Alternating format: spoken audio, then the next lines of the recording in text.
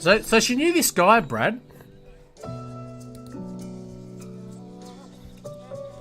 And he lived, he came out from the pub. He lived in a place called Richmond, which is sort of in the city, but like maybe 10 minutes out from the city, but it's still like city area, you know. And this guy was walking home from the pub. He was a bit drunk, this bloke. Anyway, he's coming home, and the police pulled him over because I think he was very, very drunk, this guy. So they pulled him over, and they said, no, what's your name? And he told him his name. They said, where do you live? Because he didn't have any ID with him, this guy. And he said where he lived. Now, and he said to him, I live too far away. That's what he kept saying. I lived, and they said, what? Live too far away? They thought he was being smart-ass, this guy. And he said, no, I live too far away in Richmond. I live too far away. That's what he kept telling the police. I live too far away. And they locked him up in the end. They thought he was refusing to tell them where he lived, this guy, and being like smart-ass. And so they locked him up overnight, this guy. I felt sorry for him, this guy. He lived at number 2. The road he lived in was called Faraway Road. It was called Faraway Road in Richmond, and he lived at number 2. Number 2, Faraway Road. And he was telling them, they locked him up, this guy. He was telling the truth. He lived too far away in Richmond. Number 2, Faraway Road in Richmond. That's where he lived. He wasn't making that up. And they locked him up overnight, thinking he was refusing to tell them. But he was telling the truth. He lived too far away. I just thought it was so funny, that story. Yeah, they locked him up for that. Locked him up overnight. And they said that he was refusing. No, I know, what a case. They said he was refusing to tell them where he lived. Like, you know, but because he didn't have any ID or something. But he wasn't. He was telling them the truth. That's where he lived. Number 2, Faraway Road in Richmond. Too far away. My sister told me a lot of the crazy stories. It should be changed, yeah. Like if you said, I live at number 3 Faraway, like they'd go, oh, you live at number 3 Faraway Road. But he lived at number 2. So it was too far away. That's like the worst place to live, isn't it? That address. But she told me another story. Now this is going back like a long time ago now, like years and years ago. But she told me this boyfriend she had at the time, this is going back a long time ago, he was a real arsehole, this guy. He wasn't like, I wouldn't say he was a racist or anything, but he was like, I think he was like going around like stealing old ladies' handbags and things, this idiot. That she was married to him. She was married twice. She was married to him, this guy. And then he was doing all this crazy shit, and she divorced him in the end. She left. He was just... She was saying that he'd bring men home. He was bisexual, this guy too. I mean, she was as well, but that he was too. This husband, the first husband she had, and she'd say that Let me just put on. Just put on this, brother.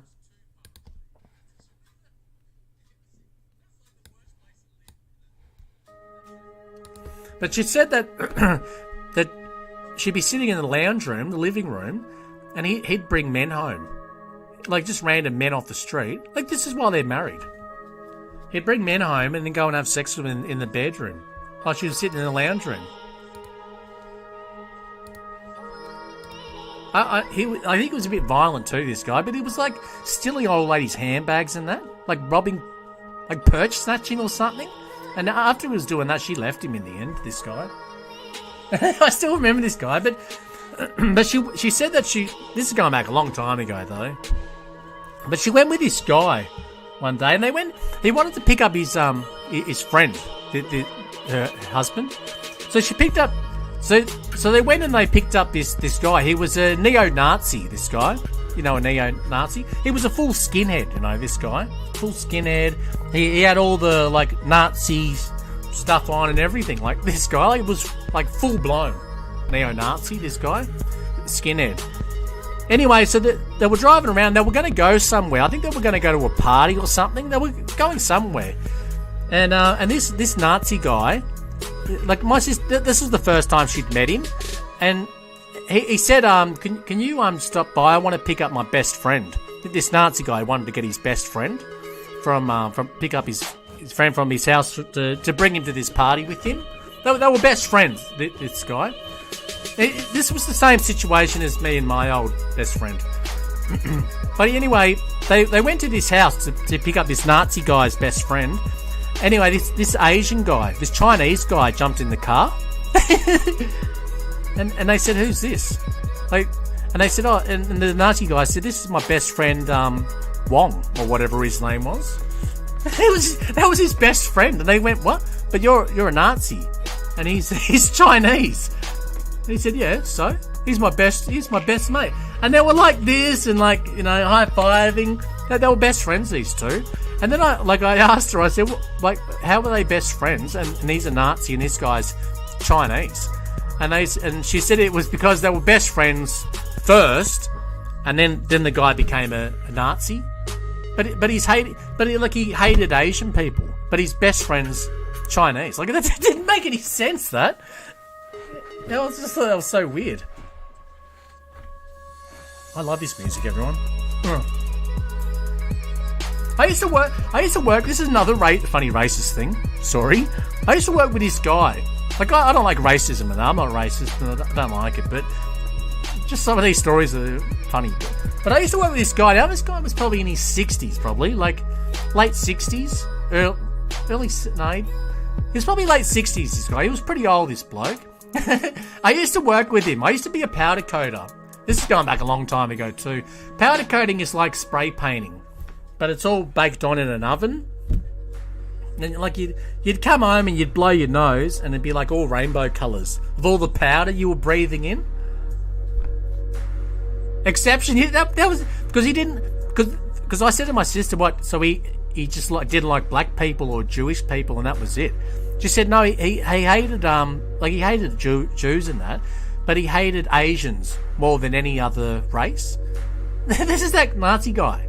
He hated all the Asians more than anyone else, more than Jews. He hated them more. But that was his best friend, this Chinese guy. It was his best friend. It was just so odd. How weird would that have looked if you went to a pub or a bar or like a party and you saw a Nazi and the Chinese guy like this, best friends. It would have looked so odd. They were. But I used to work with this guy. His name was Ron, this guy, when I was doing this job. And so I'd work this side. Like, we had to work in these booths, and like you'd have to spray paint this thing, and then they go over on this line, and he'd spray the other side. This guy in his booth. So we was sort of like this, next to each other, so we could talk to each other and that too. And we had the radio. Like, it was all right. This job. It wasn't a lot of money though, so that's one reason I left in the end. But I worked there for a few years, about maybe 2 years or something, maybe 2.5 years. I worked there. It was a while. But this guy, he was a racist. He didn't like black people. This guy, he was like an old bigot. This guy, like, he was all right. Like, I got along well with him, but he hated black people. This guy, and like, he was always saying like very racist stuff. And he'd say it flat out he hated them. Anyway, we're listening to the radio because we had the radio with us, and we're just playing, just whatever. And Tina, I don't know if you know Tina Turner, Brad. Tina Turner came on the radio. She's like a black singer, and she did all like the Nut Bush, and I can't remember her songs, but like very famous songs. And Ike Turner was her husband. He was beating her up and all this, this guy. But Tina Turner, she's a very famous black singer. But anyway, she came on the radio, and he stopped what he was doing, this old racist guy, and he came over and said, if I could marry anyone, I'd marry this woman here. I said, this is Tina Turner. He said, I know, she's my favourite singer, and she's beautiful. If I could marry anyone, I'd marry her. I'd spend the rest of my life with her if I could. I said, but you realise she's black, don't you? He said, I know she's black, but she's the only one that I love. Like, I don't like the others. He was in love with her. He reckons he had posters and everything. Like, he was a bit old to be having posters on his bedroom, you know, like in his 60s. But he said he was in love with Tina Turner, and she was black, and he hated black people. It didn't make any sense. I think some people are a bit simple, a bit backwards. I don't know.